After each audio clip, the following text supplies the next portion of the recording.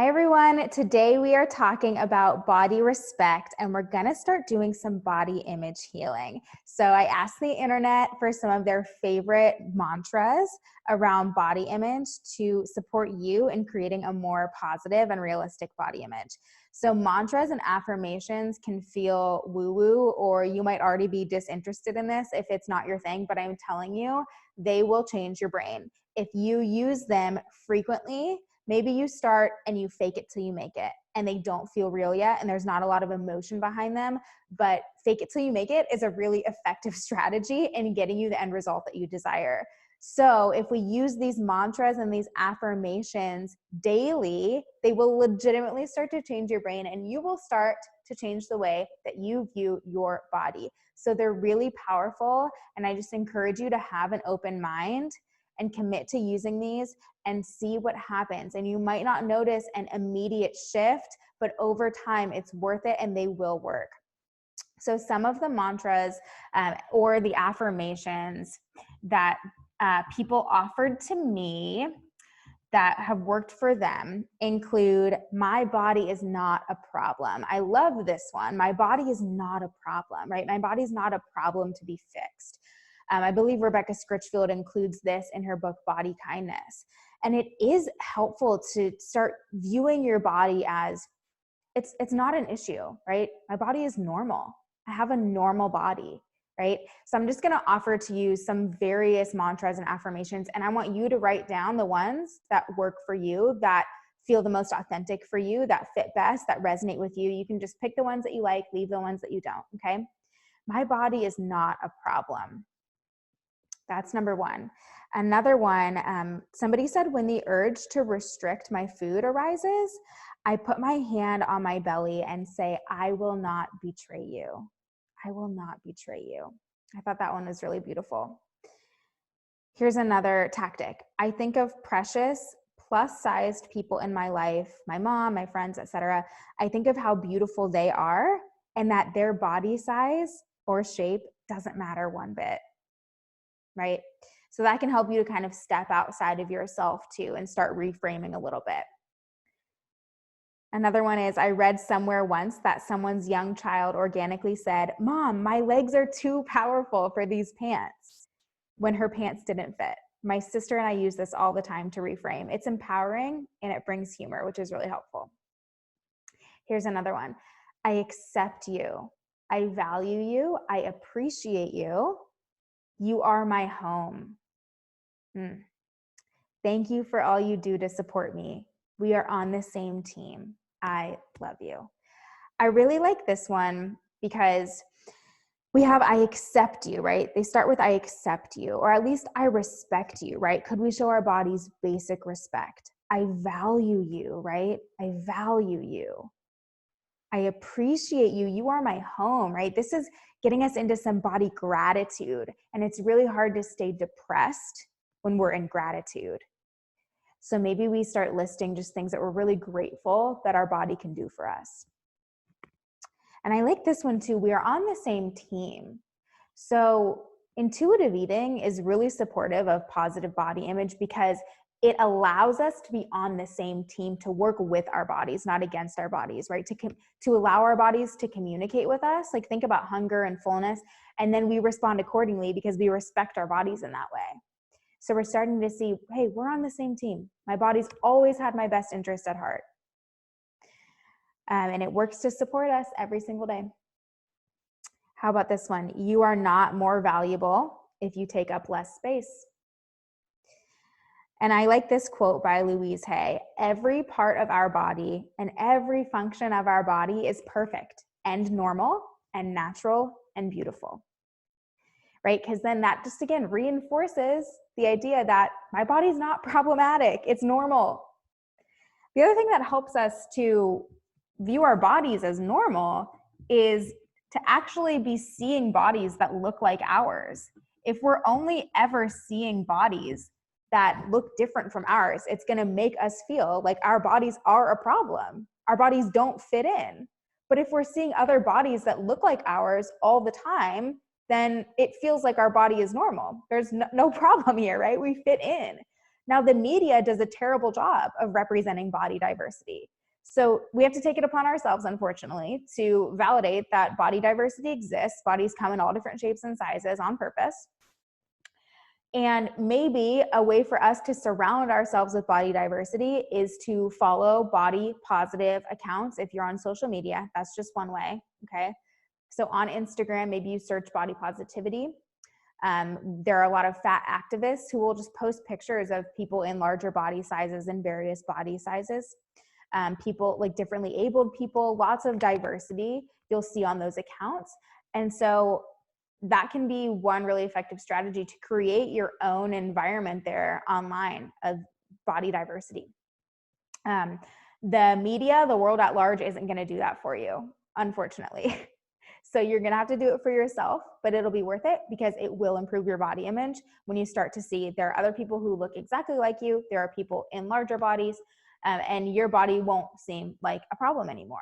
The other thing that you could do, if you're not on social media, is create a vision board for yourself with successful, well-dressed women in your body size or a larger body size. So again, if you are seeing these images, then it starts to train your brain to be like, okay, that's the new normal. I'm comfortable with that. Okay. So you can go to Canva. If you've ever used Canva, it's like a really cool way to put together graphics and images. Go to Canva and start just, Googling body diversity, find some pictures, pull them together, piece them in. And you'll see, okay, now I have this beautiful sort of representation of all these different bodies of women who are successful, who are doing the things that I want to be doing in my body shape and size, right? Because then that also teaches you, like, it's possible for you to feel the way you want to feel, do the things you want to do, achieve the things you want to achieve in your current body. You don't need to change your body in order to do those things, right? So that's another thing to start identifying is like, do I go into this catastrophic thinking that I will never be able to do or have or be what I want because of my current body? Your current body does not disqualify you from achieving your dreams. Okay. If you see that, then maybe the mental reframe is there are plenty of people in the world in my body size or larger doing the things that I want to be doing them well, kicking butt. That's more realistic. That's the truth, right? So we identify cognitive distortions. So like one cognitive distortion is that absolutist thinking. All or nothing thinking is an example of a cognitive distortion where am I thinking that my body, I'm unlovable, my body is completely unattractive, right?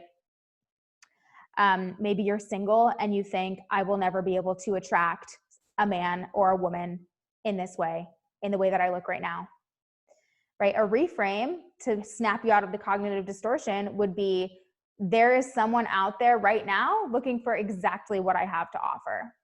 And that could go for, even if it's not a romantic relationship, career, anything. There are people out there right now looking for exactly what I have to offer. And that's the truth. Something else that works really well when you're having these cognitive distortions is the AND exercise, AND. And this is in the Intuitive Eating Workbook, and it's by Evelyn Tribole. And it's on a challenging body image day.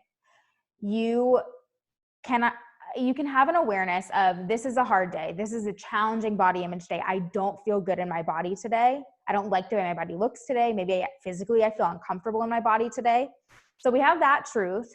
And we have 3 other things that are true about ourselves that have nothing to do with our bodies or with our physical appearance. So I could say, I am having a challenging body image day. We all have them. I'm having a day where I don't feel comfortable in my body. I don't like the way I look. And I'm a really generous person. And I'm a great friend. And I'm a good teacher, right? Whatever is true for you. 3 positive things that have nothing to do with your appearance, because it reminds you of your worth. It reminds you that you are a whole person. It reminds you that your body does not define you, that you have so much more to you than just your body. and it gets your brain thinking more realistically. Okay. So, in terms of kind of what I just said about you're so much more than just your body, we can start to notice where we're objectifying ourselves or seeing ourselves as separate, right? So I like this one. This is another mantra that someone had offered up when I asked, and I kind of crowdsourced and got people's favorite ones when I asked on Facebook. And one person said they love this one from the Embrace documentary, and it's, "My body is not an ornament. It's a vehicle to my dreams." So could you look in the mirror and see past your body and see a soul, see you as a whole person and all of the incredible things that make you you? You are so worthy just as you are. And if you can see that your body is not an ornament, it's a vehicle to your dreams, right? It's the thing that transports you through the world, but it doesn't define you. It certainly doesn't define your worth, right? Your weight does not define your worth. And then I also want to remind you to separate weight from health. And this can take us back to body gratitude. So if I realize that weight doesn't equal health, I could ask myself, well, okay, weight aside, what if anything would I change about my health right now, the things that are in my control? And then maybe we could take some action steps towards that. Maybe there's nothing. Maybe there are things that we'd love to change about our health, but we can't. But there's always going to be some things about our health, some ways in which our body works really well that we could be grateful for. Okay. So gratitude for all of the things that our body does every single day that we take for granted. There's a lot. Even if you have health challenges or you don't consider yourself to be in good health, the fact that you're here tells me that your body is doing a lot of things to keep you working and surviving every single day. So gratitude there, and a recognition that weight doesn't equal health. Okay, that's my 5th tip and trick for you. So I guess the last thing would be, if you feel like you are really ruminating on negative body image and it's downwardly spiraling you and you just can't get out of that thought loop, one thing to bring you into your direct experience, into the here and now, is to try a grounding technique.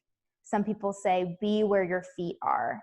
Be where your feet are. So a grounding technique could be something like breathing. A couple deep breaths brings you back to your center.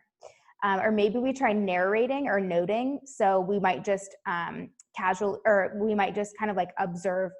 I see a car. I see like the grass is green, right? I hear the birds chirping. So just narrating what you see in like a very objective way. And then that can bring you back to the present moment, bring you back to the direct experience, and take you out of your head a little bit.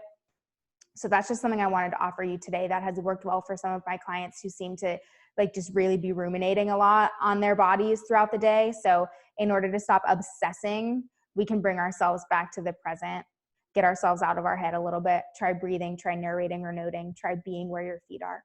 Okay. And then, remember too, we talk about this when it comes to food, like the food police and some of those voices in our head. Identify who's talking. So is there somebody in your life who's made negative comments on your body? Or is this a message, maybe you just picked it up from society at large? But if you can identify who's talking, that it's a voice that you've picked up, it's an external voice, then that can help you to stand up for yourself in your head and to stand against that voice and advocate for yourself and say, no, whoever, no mom, no Paul, no Judy, whoever said the negative thing to you, no diet culture, no society, you are not welcome here. We say no, and we ask them to leave. Okay. And then we realize that's not an internal voice. That's an outside voice. That's an external voice that I've picked up, but it no longer serves me. It never really served me, but now I'm going to make a choice and release it. So identifying who's talking, where did I get this? Where did I get this idea that my body was not okay? And then we start to reframe that and shift it. Your body is okay. It's perfectly good, right? Just as it is, here and now. Okay. So Intuitive eating is about eating for the here and now, and it's about honoring your here and now body. So I want to encourage you to reflect on that this week. How can I show my here and now body more respect? All right. I hope this was helpful for you. If you need anything, feel free to reach out, and I'll see y'all soon.